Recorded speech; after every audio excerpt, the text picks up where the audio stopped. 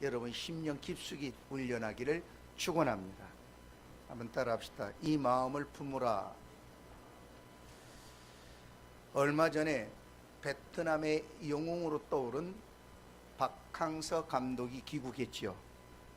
박항서 감독이 베트남에 감으로 인하여 세계 축구사에는 가장 변방에, 동남아 국가에서도 잘 못하는 국가, 항상 소혼만 꿈꾸던 베트남 축구가 청소년 모든 아시아 게임에서 우승하고, 또 국가대표에서도 우승하고, 스즈키컵에서 우승하고, 월드컵 예선까지 나가는, 그래서 베트남에 가면은 박항서란 이름만 대도 한국 사람을 그렇게 우호하고 환영하고 영웅으로 추앙받으며 베트남 총리가 세뱃돈까지 줄 정도로 그렇게 훌륭한 감독으로서 베트남 축구를 일약 굉장히 유명한 팀으로 바꿔놓았습니다. 이 소문이 나자 한국 감독이 이렇게까지 잘하는가. 그래서 말레이시아도 인도네시아도 김팡본 감독과 또한 신태용 감독을 초대해서 자기들이 국가대표팀을 맡겼어.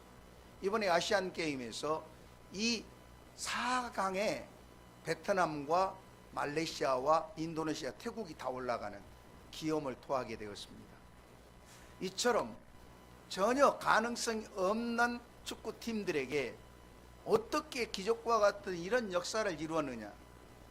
그래서 이번 다음 행선지로 60이 훨씬 넘은 박항서 감독은 지금 한국과 베트남 외에서 한 번 더 기회를 준다면은 나의 마지막 불꽃을 살고 싶다라고 하여서 지금 가장 큰 시장인 중국에서 굉장히 많이 지금 물밑 작업을 하고 있다고 합니다. 중국은 세계 최고의 인구와 모든 물적 지원을 하는데도 항상 월드컵 예선에도 못 나가는 이런 상황인데, 아마 박항서 감독이 중국에 간다면 또 다른 새로운 변화가 일어날 것을 모두가 기대하고 있는 것이죠. 자, 이것을 보면서 우리가 뭘 느낍니까? 한 팀이 우승하는 것은 그 감독이 정말 시키는 대로 훌륭한 감독을 만났을 때 선수들이 가지고 있는 실력과 그 가지고 있는 역량을 발휘하게 되어서 전혀 거들떠보지도 않았던 주변의 모든 나라와 사람들이 그를 인정하게 되고 실력을 발휘하여 우승하게 되는 것을 보게 됩니다. 모든 선수가 감독의 마음에 하나가 되고 움직였기 때문에 이런 아름다운 결실을 맺게 된 것이지요. 오늘 그렇다면 우리도 한 분의 감독을 모시고 우리 인생의 가장 빛나는 믿음의 승리자가 되기 위한다면 올 한 해 동안 하나님이 수없이 많이 우리에게 약속하신 축복의 말씀들을 이루고 하나님께 인정받는 자로 하나님의 선한 역사를 경험하고 또 체험하고 간증하는 역사가 있기 위하여서 저와 여러분도 우리의 감독자 되시는 그분을 만나고 그분의 가르침과 그분과 마음이 하나 된다면 올 한 해 분명코 예수 그리스도께서 우리에게 약속하신 놀라운 일들을 분명코 체험하는 역사가 있어지기를 축원합니다. 너희 안에 이 마음을 품으라. 자, 한번 따라합시다. 너희 안에 이 마음을 품으라. 누구의 마음이죠? 곧 그리스도 예수의 마음이니 우리의 감독 되시는 예수 그리스도를 온전히 따른다면 분명코 놀라운 일들이 이제부터 시작되고 경험하는 것을, 하나님의 말씀은 거짓이 없어요.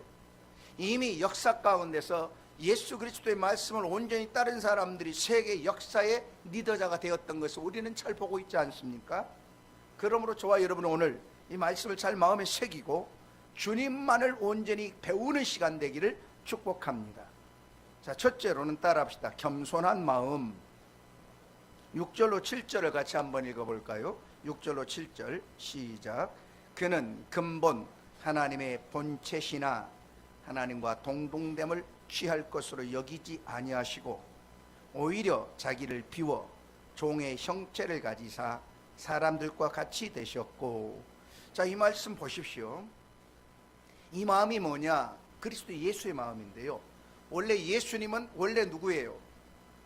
온 천지 만물을 다스리시고 지배하시고 만드신 창조주 하나님이십니다. 주인되고 능력자요, 이 모든 걸 지금도 주관하신 분이에요. 그분이 인간의 몸을 입고 이 땅에 오셨다라고 말씀하시잖아요. 근본 하나님의 본체 하나님이시지만 하나님 자리에 있지 아니하고 그 자리를 낮추어서 오히려 자기를 비워서, 우리를 오늘날 정치인들이 나는 마음을 비웠다라고 하지만 다 그건 정치적인 언어이죠. 진짜 마음을 비우고 하나님인데 권리와 모든 주권을 포기하시고 사람이 되셔서 이 땅에 오셨다라고 말씀합니다. 예수님은 바로 물과 같이 겸손한 자에게 임하시는 분이에요. 여러분, 겸손이 뭡니까? 물과 같은 성질이 있는 겁니다. 물은 어디부터 채웁니까? 낮은 곳부터 채워요. 하나님의 성령은 어디부터 채워준다고요? 낮아진 사람, 겸손하게 낮아진 사람부터 하나님의 능력과 은혜를 주십니다. 예수님은 하늘의 영광 보좌에서 낮고 낮은 이 땅으로 몸을 낮추시고 스스로 물처럼 낮아지셨어요. 예수님께서 이 땅에 오셔서 이제 마지막 십자가에 돌아가시기 전에 예루살렘 성 입성하실 때가 있죠. 그때 예루살렘 성 입성은 왕으로서, 이 땅에 왕으로서 예루살렘 성에 입성한 모든 사람을 환영할 때 모든 사람들은 어마어마한 그 백마를 타고 성으로 쫙 들어오실 줄 알았는데 뭘 타고 오셨죠? 가장 연약하고 보잘것없는 비틀거리는 나귀를 타고 예루살렘 성으로 들어오셨습니다.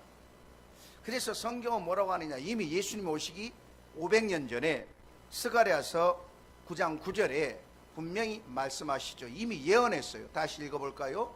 겸손하여서 나귀를 타시나니 나귀의 작은 것 곧 나귀의 새끼니라.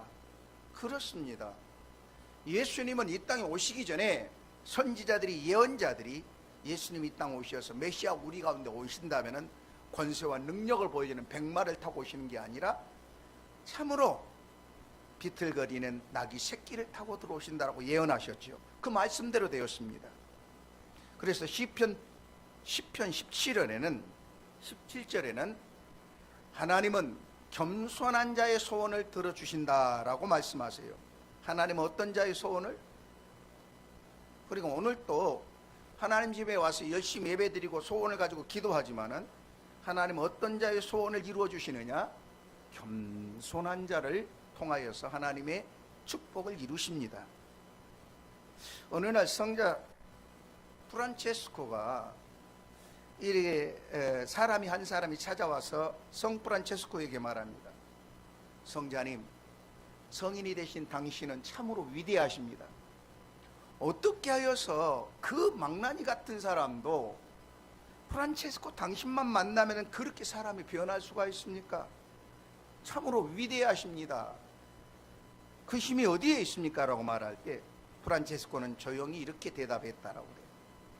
전능하신 하나님은 어느 날 이 지구상에 살고 있는 많은 사람들을 바라보셨는데, 그리고 그 많고 많은 사람들 가운데 이 땅에 가장 연약하고 가장 무지하고 가장 미련한 한 사람을 보기 시작하셨습니다. 그리고 하나님은 이렇게 말씀하셨습니다. 그래, 바로 저 사람이야. 저 사람을 통하여 내 강함과 지혜로 능력을 나타내리라. 그것이 바로 나를 선택하신 겁니다. 다시 말하자면 가장 못 배우고 연약하고 부족한 한 사람을 찾아내어서 하나님이 임재하시고 능력을 주시니 그 사람을 통하여 하나님의 능력이 나타났다라는 거예요. 오늘 또 하나님은 어떤 자를 통하여 역사하신다고요? 똑똑한 사람, 강한 사람, 부유한 사람이 아니라고 그러죠. 하나님은 이처럼 세상적인 조건이 전혀 구비되지 않은 사람, 그 한 사람이 하나님 앞에 낮아지고 하나님의 도우심을 진심으로 구할 때 그 사람 속에 성령을 보내시고 하나님이 능력을 나타내십니다. 생각해 보세요. 똑똑한 사람이 하나님의 능력을 나타내면 사람들이 뭐라고 그러겠어요? 저 사람은 똑똑하니까 그런 일을 할 수 있어. 부유하고 강한 사람이 하나님의 능력을 나타내면 저 사람은 부유하고 강하니까 그 일을 할 수 있지라고 하나님께 영광을 돌리지 않아요. 그러나 내가 아는 저 사람은 진짜 별 볼 일 없는 사람인데 어떻게 저런 일을 할 수 있지? 그랬더니 그 사람이 뭐라고 말해요? 그건 내 힘이 아닙니다. 그건 하나님의 능력입니다. 아 진짜 그러네. 하나님이 아니면 이 사람은 그런 일 할 수가 없겠지. 그래서 하나님이 영광을 받으시는 거예요. 언젠가 우리가 같이 이야기했습니다마는 미국 역사에 가장 존경받는 대통령이 에이브라함 링컨이라고 그랬죠. 에이브라함 링컨은 노예들이 짐승처럼 팔려가고 죽고 고통당할 때에 노예 해방 전쟁을 일으켜 승리함으로 노예들이 해방되었지요.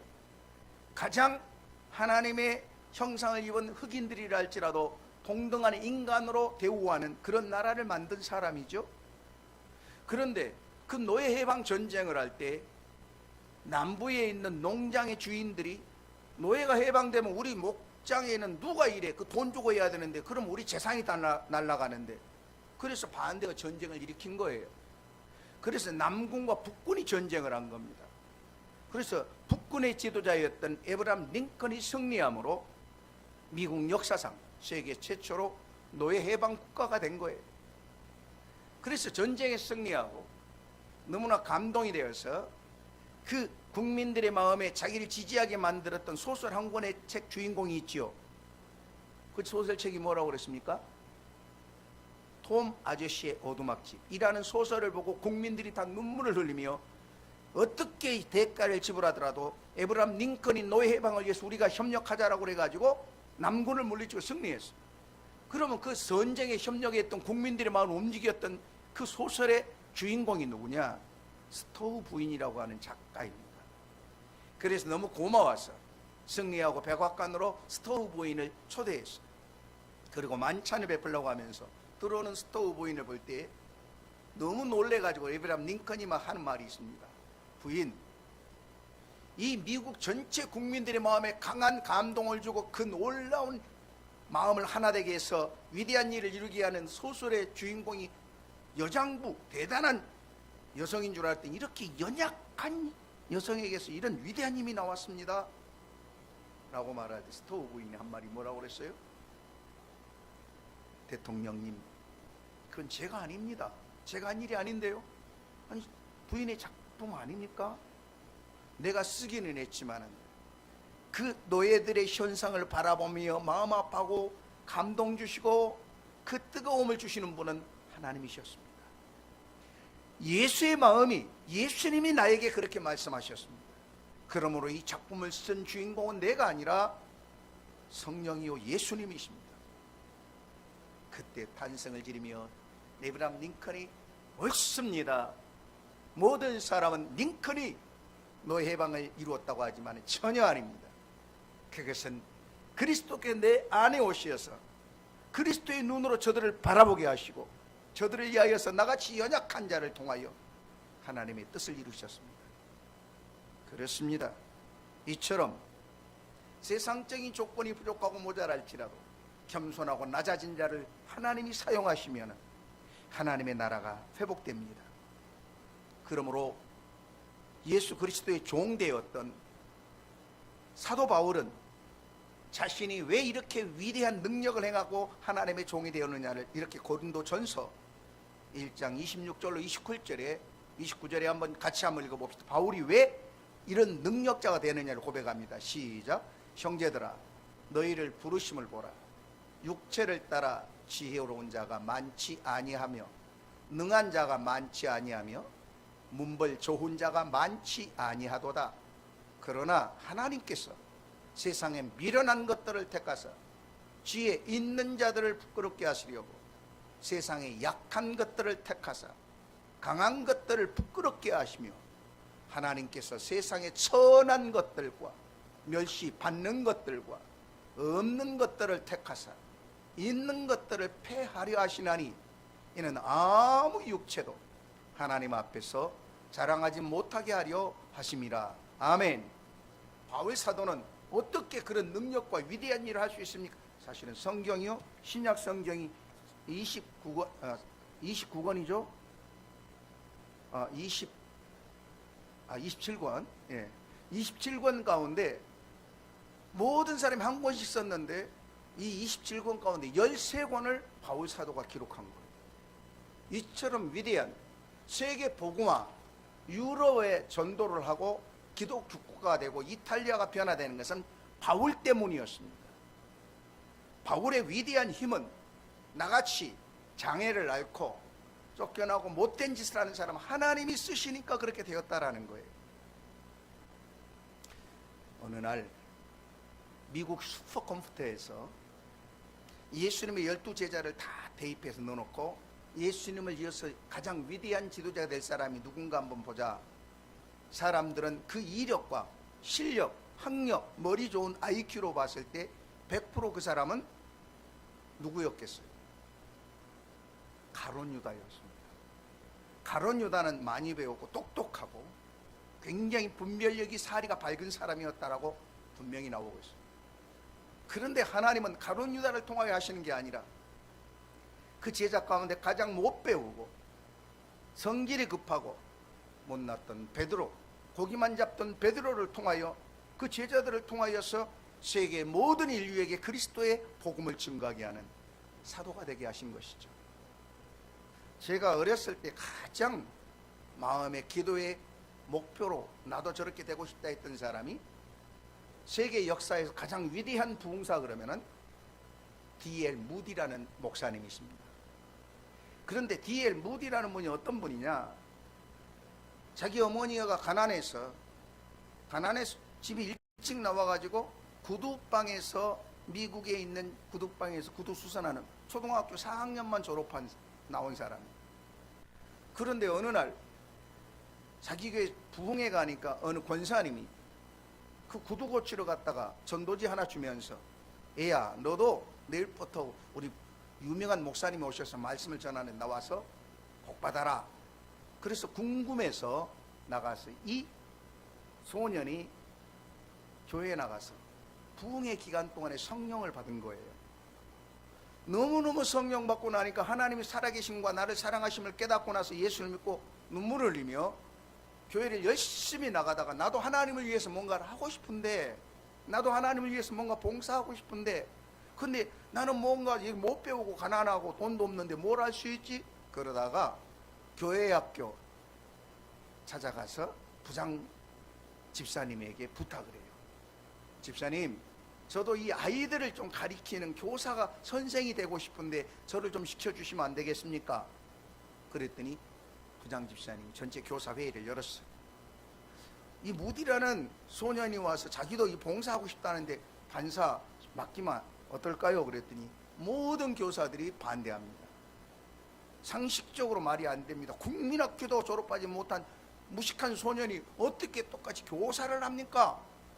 동의할 수 없습니다. 그래서 무산이 됐는데, 그래도 또 찾아와서 무디는 나도 하나님을 위해서 일하고 싶어요, 봉사하고 싶어요. 그러니까 그때 부장 선생이 그러면은 무디 선생, 이 교회 내 안에다가는 반을 줄 수가 없으니까, 한 반을 줄 수 없으니까 밖에 저쪽 창고에다가 이 긴 의자 하나 줄 테니까 갖다 놓고 전도해가지고 반을 만들어서 섬겨라.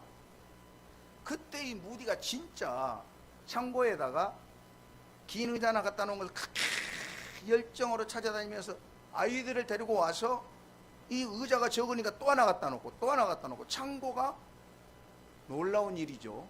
그 교회 학교 숫자만큼 아이들이 많이 모이기 시작한 거예요. 그럼 많이 모이니까 사람들이 놀래죠. 그런데 무디가 어떻게 이렇게 쓰임 받았느냐? 어느 날 열심히 하다가 너무 아이들이 또 떡볶이도 선물도 다 받았는데 떠나버리니까 아, 내가 노력해서 되는 게 아니구나. 그리고 베드로와 같이 불을 주세요. 그리고 기도원에 가서 기도하다가 얼마나 간절히 기도했던지 불이 진짜 임했다라고 그래요. 무디 목사님의 이야기를 들으면. 그러다 불이 임하니까 기도하는데 뛰죠. 뜨거우니까. 그래서 불그만 하다가 그때 재미난 이야기가 기도굴이 조금만 낮았으면 뛰다가 돌아가셨을 거예요. 너무 뜨거워서. 그리고 나와서 불 받아가지고 아이들을 바라보는데 그 한 명 한 명이 예수 없이는 지옥에 마귀 따라가는 것을 보고 너무 간절하게 울면서 그들을 전도하니 아이들이 그 창고에 가득히 차게 됐다라는 거예요. 그러니까 이게 뭔 일이냐? 그리고는 아기 엄마들이 도대체 무디가 무슨 일을 하길래 아이들이 이렇게 이 불편한 곳으로 몰려들까 하고 구경 갔대요. 아기 엄마들이 갔다가 무디의 말씀을 듣고 가슴이 뜨거워서 회개하기 시작해요. 그래서 이 아이들과 아기 엄마들도 통곡하고 예수께로 돌아와요.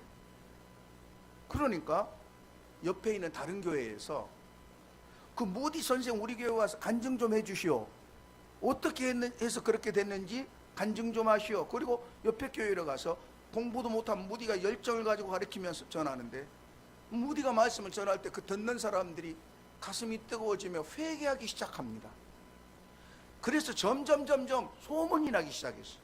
미국에 얼마나 그 무디 목사님이 집회가 이제 수천 명까지 몰려들었는데, 그러니까 아니 이 그때 당시 엘비스 프레슬리 같은 사람이 이제 공연을 하려고 어느 지역 도시에다가 포스터를 붙였다가 그 옆에 무디 목사 초청 부흥 집회, 그러면은 엘비스 프레슬리가 초청 집회를 연기했대요. 왜 그랬을까요? 왜 그랬을 것 같아요?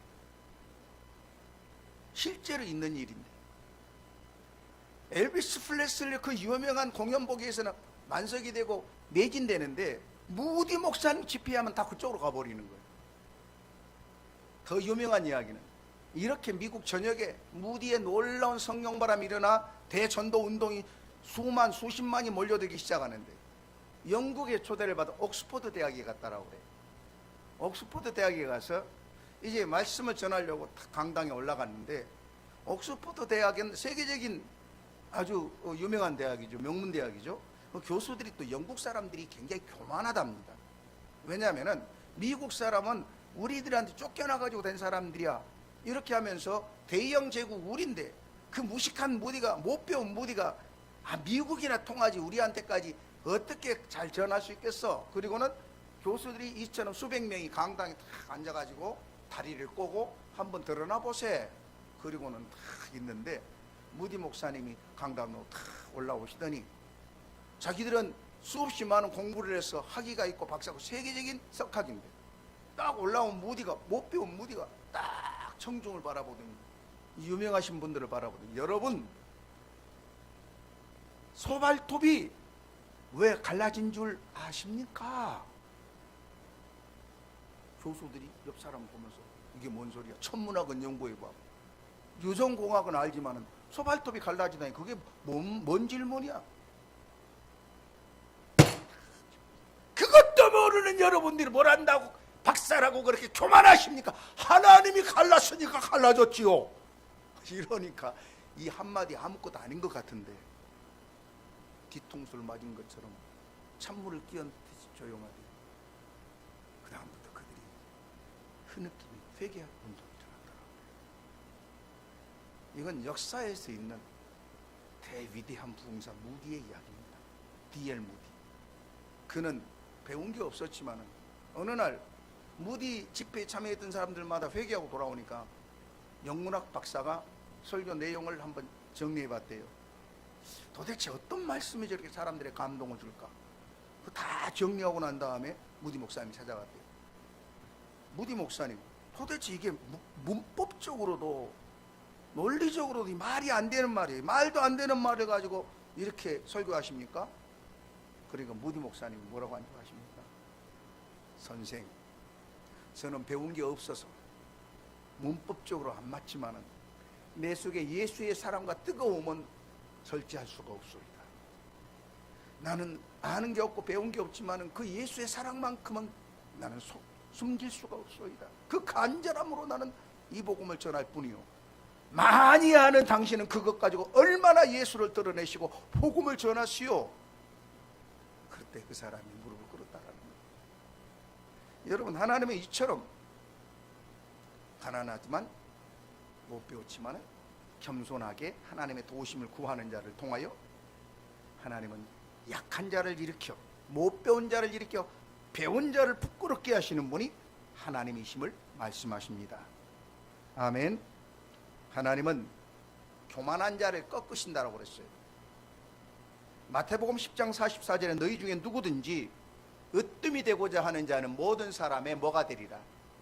종이 되리라. 하나님은요, 잘난 척한 사람, 교만한 사람, 이런 사람을 꺾어버리신다라는 거예요. 잠언 18장 12절에 사람의 마음의 교만은 멸망의 선봉이요 겸손은 전기의 길잡이니라. 영적인 교만은 가장 고치기 어려운 질병이라고 해요. 그러니까 영적인 교만이 뭐냐? 믿음의 교만.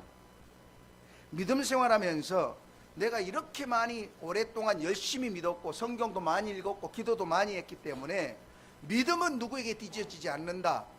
나만큼 믿어봐라. 이렇게 생각하는 사람이 가장 하나님 앞에 장애가 된다라는 걸 아십니까? 그래서요, 가장 영적 교만이 큰 사람이 부흥회를 할 때 제일 은혜를 못 받는 사람이 목사와 전도사, 장로, 이런 순위래요. 왜냐하면 목사는 늘 가르치기만 하고 다른 사람을 통하여서 들으려고 하지 않는 교만함이 있다라는 거예요. 제일 부흥회 때 은혜를 받는 사람은요, 이제 막 신앙생활 하려고 하면서 하나님 믿어보려고 하는 사람이 가장 큰 은혜를 받는다는. 뭘 말합니까? 동일한 메시지와 말씀이지만 그 말씀 앞에서 자기의 부족함을 인정하고 겸손하게 배우려고 하는 사람에게 하나님은 은혜를 주시는 거예요. 오늘 또 하나님 말씀, 뭐 그거 들어서 다 아는 이야기인데 뭐 옛날에 다 들었던 거 아니야? 이 사람은 어떤 경우에도 하나님의 은혜를 받지 못해요. 그러나 말씀을 들을 때마다 하나님 오늘은 내게 무슨 말씀을 하실까? 나는 하나님 말씀 앞에 뭐가 아직도 잘못되고 있지? 나는 뭐가 모자라지? 이런 마음으로 하나님께 배우려고 하는 사람, 하나님의 도우심을 간절히 구하는 사람에게는 바울처럼, 무디처럼, 베드로처럼 하나님이 그를 통하여 오늘 또 일하신다라고 오늘 말씀하고 있습니다. 그렇습니다. 겸손은 무례하지 않으면서 강합니다. 그러나 교만은 우쭐대며 자기를 높입니다. 뽐내고 건방지고 방자합니다.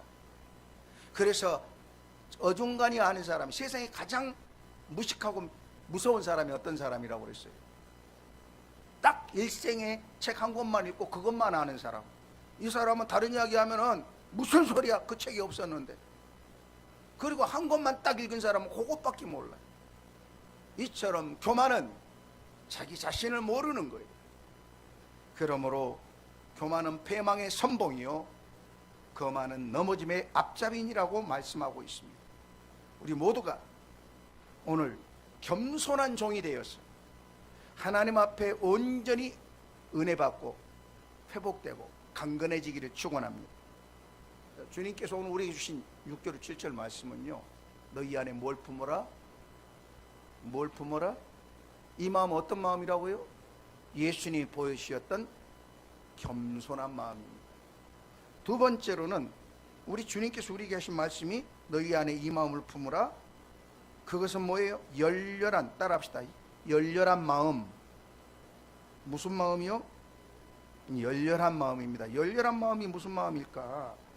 우리가 8절 한번 볼까요? 시작. 사람의 모양으로.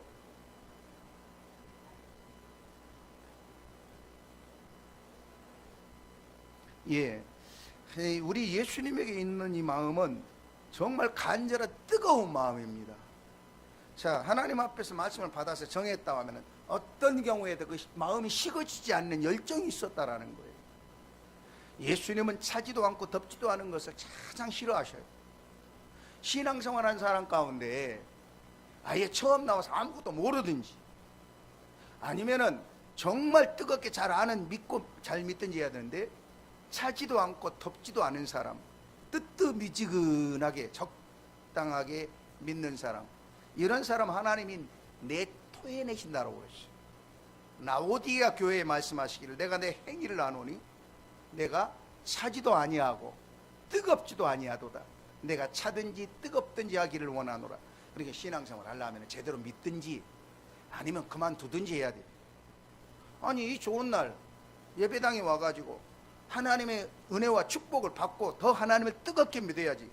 아니 나와 있지만은 할 수 없이 앉아있고 예배도 기도도 그냥 따라서 할 수 없이 따라가며 헌금도 마지못해 이런 사람은 하나님께 전혀 인정받지 못합니다. 여러분 오늘 예배 드렸다고 하나님 다 받으시는 거 아니에요? 우리가 헌금 드렸다고 하나님 나라에 다 보관되는 게 아니에요. 그 마음에 하나님을 향한 뜨거운 마음으로 사랑하는 마음으로 드리는 것은 하늘나라로 올라가요. 예배도 기도도 마찬가지입니다. 하나님은 체면이나 의식보다 소리 높여 찬양하는 사람, 소리 높여 기도하는 자에게 하나님의 성령을 주신다고 그랬어요. 요즘에 우리 교회가 좀 뜨뜻미지근한 게 저는 많이 느껴져요. 뭐에 느껴지느냐, 특별히 누군가 기도할 때 왜 그렇게 방관하듯이 가만히 감동. 저는요 기도 한마디 한마디가 너무 간절해요. 누가 기도해도. 하나는 그렇습니다. 정말 그렇게 되기를 원합니다. 그럴 때 우리 마음의 간절함이 뭐로 고백돼야 돼요? 아멘, 아멘, 아멘. 뜨거움이 있어야 합니다.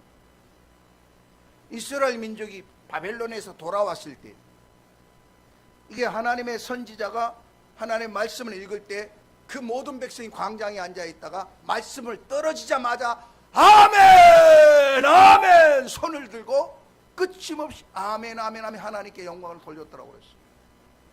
여러분 아멘 하는 순간에 하나님의 성령의 불이 마음의 뜨거움으로 임하는 거예요. 아멘 할 때 하나님이 기뻐하시고 성령이 역사하기 시작합니다. 그래도 아멘을 안 하시네. 할렐루야. 할렐루야. 아멘은 우리가 가장 많이 해야 될 감사의 고백이고 하나님 인정하는 고백입니다. 아멘은 하나님, 저는 하나님을 존중합니다. 그 말씀대로 되기를 저는 그렇게 받아들이고 믿습니다. 내 입이 시인한 대로 되리라고 하지 않았습니까? 할렐루야. 그래서요 되는 교회 가보면은요 뭐가 달라도 달라요. 부흥하고 발전하는 교회는 첫째 사람들이 말씀을 듣고 기도할 때 뜨거워요. 뜨거움이 뭐로 표현된다고요? 아멘 소리가 달라요. 아멘 소리가. 할렐루야. 원래 우리 하늘의교회도 굉장히 뜨거울 때가 있었는데 어느 순간부터 아멘이 어디로 갔나 어디로 갔나 어디로 갔나. 응? 아멘을 힘차게 하는 곳에 하나님이 역사하기 시작합니다. 왜? 그것은 믿음의 고백이거든요. 할렐루야. 여러분 바디메오가 예수님, 소경 바디메오가 지나간다는 소리 듣고 나 좀 다 많은 사람 고쳤다니까 예수님 다윗이신 예수님 나도 좀 고쳐주세요 했더니 예수님이 한마디도 그냥 가시는 거예요. 그러니까 바디메오가 더 간절하게 떠나가 버리면 평생 또 못 고치겠다 싶어가지고 다윗의 산 예수여! 그러니까 사람들이 깜짝 놀라죠.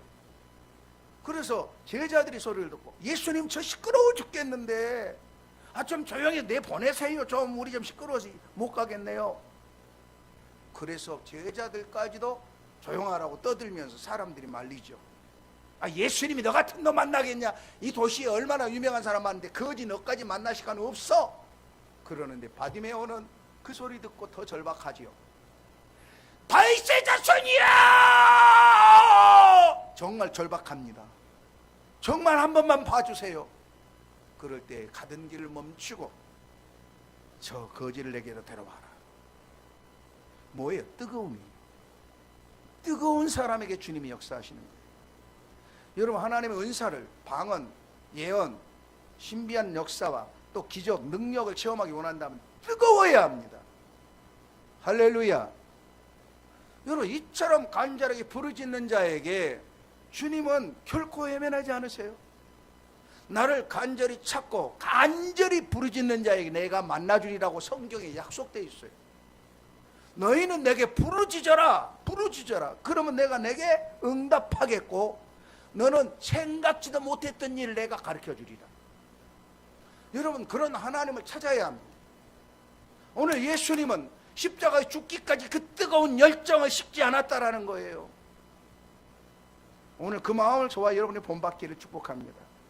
사람의 열렬한 마음을 품어야 인생이 힘차게 살아갑니다. 이 일에 열중하지 않는 한 무슨 일이든지 될 수가 없어요. 공부든 일이든. 저는 우리 운수업을 하는 우리 김성순 집사님을 보면서도 참 열심히 사신다, 열정이 있다, 뜨겁다, 이런 걸 느껴요. 건강이 다른 사람보다 부족하지만은 어떤 운전 개인 택시 기사보다 더 열정이 있다라는 걸 느껴요. 그래서 열정이 있게 하면은 결과도 좋습니다. 공부도 그래요. 공부도 요즘 우리 승민이 요즘 참 공부에 대해서 더 열정이 또 있어지는 것이 저는 개인적으로 그렇게 믿고 기대하고 느껴집니다. 그러니까 그 다음 결과는 누구에게 오느냐? 열정 있는 사람에게 온다니까요. 하나님이 복을 주실 때 뭘 먼저 주신다고요? 열정, 소원. 열정은 어떤 사람이 생깁니까? 가고자 하는 열망이 간절할 때 열정이 생기는 거예요. 그러니까 하나님이 우리 마음에 그 좋은 일에 대한 열망을 갖게 하시는 것이 복이에요. 열망이 있는 사람은 이루어지는 순간은 언제일지 모르지만 분명히 성취됩니다. 그러나 열정이 없는 사람이 아무리 시간이 지나도 변화가 없는 거예요. 열정 있는 사람이 됩시다. 우리 건욱이와 준하도 보면은 그렇게 예배에 대해서 열정이 있어서 하나님이 우리 건욱이와 준하에게 분명코 이렇게 복을 주시고 있어요. 할렐루야. 어떤 것보다 하나님께 나오고, 또 건욱이를 제가 사랑하고 준하를 좋아하는 것은 그렇게 목사님을 또 좋아해요. 여러분 잘 아는 록펠러가 세계적인 최고의 부자가 성공한 사람인데, 록펠러의 10계명 가운데 뭐가 있어요? 그의 어머니가 너는 어떤 경우에도 목사님을 아버지처럼, 하나님 다음으로 아버지처럼 잘 따르고 섬겨라. 그리고 맨 앞자리에 앉아라. 항상 10의 1조는 오른쪽 주머니에 가지고 있다가 항상 10의 1조를 하나님께 드려라. 이런 말씀으로 살았던 그가 세계 최고의 부자가 되었나라고. 저는 아직 미국을 못 가봤는데 미국 가면 제일 유명한 거 록펠러 빌딩이에요. 모든 세계 사람들 거기 와서 세계 최고의 부자 록펠러의 그 모든 것을 경험하는데, 거기에 가면 그런 게 나와 있어요. 이게 뭐 어디에 있습니까? 자기가 하는 일에 대해서 하나님이 주신 소명인 줄 알고, 하나님이 기뻐하는 줄 알고, 열정을 가지고 신앙생활 해도요, 2년, 3년, 5년 다녀도 변화가 없는 사람은, 뜨뜻미지근한 사람은 변하지 않습니다. 공부도 마찬가지, 장사를 해도 마찬가지. 우리가 어떤 일이나 오늘 예수님 우리에게 주신 열렬한 마음을 가집시다. 뜨거운 열정을 가집시다. 여러분, 밥도요, 뜨겁다가 말면 뜨겁다 차가 뜨겁다 이 밥 못 먹어요. 밥은 죽도 아니고 밥도 아니고 썰어가지고 못 먹는다고요. 그러니 오늘 저와 여러분이 이 예수의 마음을 품는데, 자기가 하는 일에 열중할 수 있다면 어떤 일이든 하나님께 그 일을 통하여서 복을 주십니다. 그래서 다시 말씀합니다. 하나님 복을 주시고 좋은 사람 만나고 좋은 돈을 주고 막 환경을 바꿔줘서 일하게 하는 게 아니에요. 하나님은 우리 마음에 그것을 주기 전에 먼저 간절한 마음을 주십니다. 죽어도 좋다, 그것 말이야. 내가 이걸 하다가 정말 무너져도 좋다, 이걸 위해서 밤새워 해도 좋다, 이런 열정을 갖는 열렬한 사람 되시기를 축복합니다.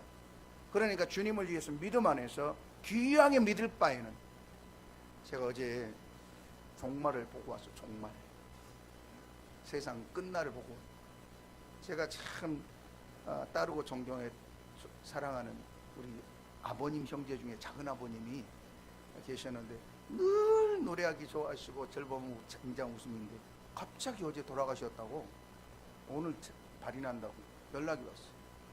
그래서 가서 보면서 너무 안타까워. 제가 그분 만나면 너무 저를 사랑해 주셨기 때문에 고마운데, 이분은 제가 거기서 보면서 이분이 어디 갔을까 지금 권면하고 할 때, 좋지야 좋지야, 네가 목사인데 좋지야, 전라도서. 그랬는데 이분이 그만 갑자기 그렇게 참 편안하게 잘 친구들하고도 어울리고 했던 할아버지신데, 한 달 전인가 병원에 갔더니 강한 암이 온몸에 퍼졌다고.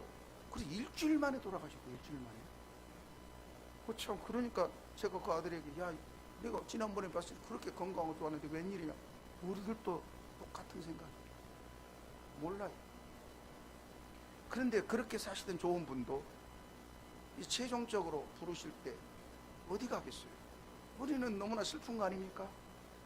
예수 믿어야 돼요. 기왕에 예수 믿을 바에는, 교회 다니면서 제일 불쌍한 사람은요, 안 믿고 지옥 가는 사람은 덜해요. 제일 불쌍한 사람이 누구예요? 교회를 열심히 나왔는데 지옥 가는 사람. 예수님 말씀했잖아요. 뜨겁든지 차든지 하지 않냐면, 차면은 아예 안 들어올 것이고, 뜨뜻미지근한 사람은 하나님 나라에 토해낸대요. 오늘 저와 여러분이 예수 안에서 이런 뜨거운 열정으로 살아갑시다. 아니, 인생의 행복은요, 뜨거운 일에 열정을 가져야 사람이 의미도 있고 행복도 있어요. 할렐루야. 이 마음을 품으라. 그 그리스도 예수의 마음입니다. 부지런하여 열심을 품고, 성경은 말씀합니다. 부지런하여 열심을 품고 주를 섬기라. 자, 마지막 한번 따라합시다. 복종하는 마음. 8절 한번 읽어볼까요? 시작. 사람이 모양으로 나타나서 자기를 낮추시고 죽기까지 복종하셨으니 곧 십자가에 죽으십니다. 죽기까지 복종하셨다. 절대적인 복종이죠. 훌륭한 군사는요, 적에게는 너무나 무섭고 강하지만 지휘관에게는 절대적인 복종입니다. 이 차이예요. 명령에 복종하지 않는 군인은 군인일 수가 없습니다. 우리는 하나님의 군사잖아요. 나를 하나님의 뜻에 복종시키는 것이 믿음입니다. 우리가 배워야 할 것은 주님이 우리에게 보여주신 복종하는 마음이에요. 그래서 교회의 힘은 하나님 말씀에 얼마나 복종하느냐예요. 주님께서 나를 이기실 때, 그때 내가 복종하게 되고, 복종할 때 능력자가 됩니다. 그런데 예수를 믿어도 주님이 나를 이긴 게 아니고 내가 주님을 이겨. 예수님 모셨어. 마치 운전사가 있는데요, 차에, 자동차 안에. 자, 예수님 들어오세요. 들어왔어. 옆에 가만히 계셔. 제가 운전할게요. 예수님 모셨는데 자기가 다 가고 싶은 대로 가고 운전해. 이제 예수님이, 야, 그쪽 가면 안 돼. 아, 가만히 좀 계셔요. 조용히 좀. 내가 알아서 가요. 이런 사람, 예수를 모셨지만은 이건 복종이야. 그럼 진짜 예수 믿는 사람 어떤 사람이에요? 나의 뭐를? 운전대를 주님께 내어드려야 합니다. 그것이 나를 이긴 거예요. 아니, 주님은 분명히, 야, 너 지금 짜증 그만 내고 감사해라. 아니, 상황이 그렇게 돼요. 예수님도 내 입장 내보세요. 그리고는 자기가 마음대로 선택하는 것은 복종이 아니에요. 때로는 내가 무시당하고 이렇게 억울한데 가만히 있을 수 있어요? 주님은 그래도 내가 알아줄 테니 복종하라.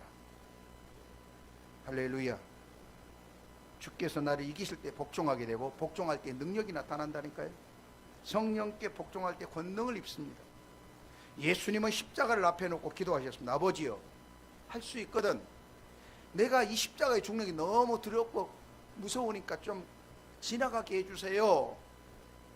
그래 놓고 그 다음에 뭐라고 예수님 말씀하세요? 그건 내 마음이고요, 아버지께서 계획하신 대로 저를 사용해 주세요. 이렇게 고백해요. 자, 우리의 소원은 말할 수 있어요. 하나님, 나는 이걸 원해요. 이렇게 되기를 원해요. 그러나 내가 원하는 것보다 누가 원하는 대로, 하나님이 원하는 대로 되기를 원합니다. 이게 복종이에요.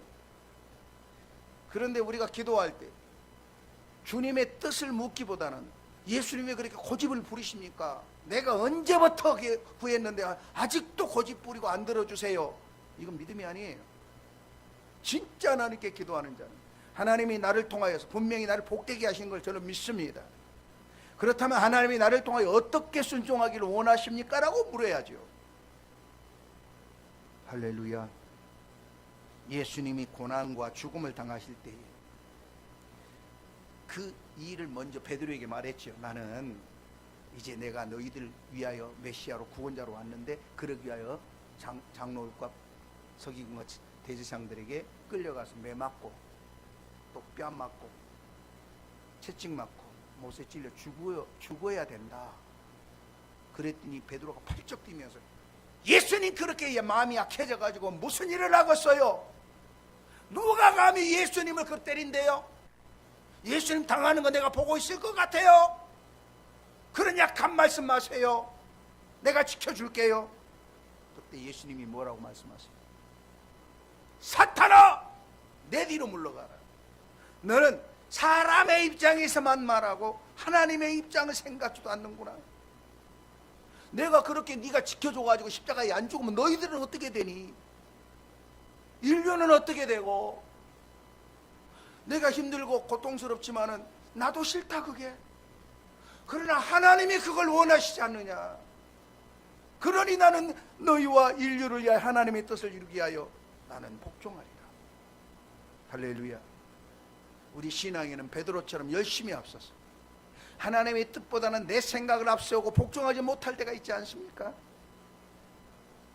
내가 이해가 안 될지라도 하시는 대로 하면 됩니다. 복종하면 내가 내가 복종하면은 내가 적을 치지 못할지라도 하나님이 그 적을 쳐주시는 거예요.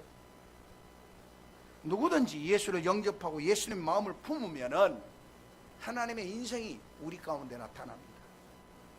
그러면 예수의 마음을 품어야 합니다. 복종하는 마음을 품고 하나님의 뜻을 이루기 바랍니다. 이것이 내가 예수님 마음을 품으면 내 마음이 변하고, 내가 변하면은 세상이 변해요. 가정이 변하고, 내 아내가 변해야 된다, 내 남편이 변해야 된다, 내 자녀들이 변해야 된다. 내가 변하면은 하나님이 다 바꿔주신다니까. 예수의 이름, 모두가 그래서 그분 앞에 무릎을 꿇게 만드신 하나님의 능력이, 예수님이 복종해서 십자가에 죽어서 낮아져서 만신창이 됐지만은 오늘 성경이 뭐라고 해요? 마지막 읽어봅시다. 자, 9절 10절 시작.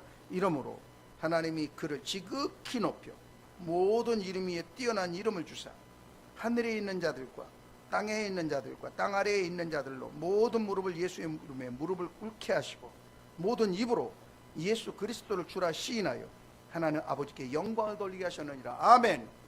비참하게 끝나버린 것 같지만은 하나님은 그를 높여 지금 인류 역사상 세계 모든 나라 대제국의 제왕, 영국의 여왕 폐하까지도 예수 앞에 무릎을 꿇고 손 들고 주님의 이름을 높이지 않습니까? 오늘 우리가 예수 앞에 복종하면은 주님은 그 모든 일을 우리에게 승리케 하시는 하나님의 능력이 시작되는 은혜가 있기를 축원합니다.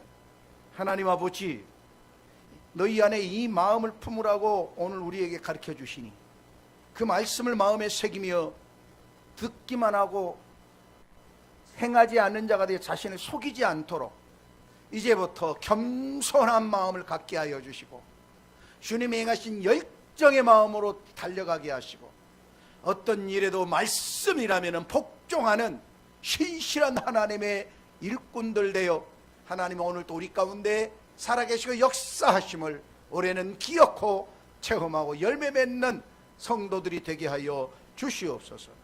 예수님의 이름으로 기도하옵나이다.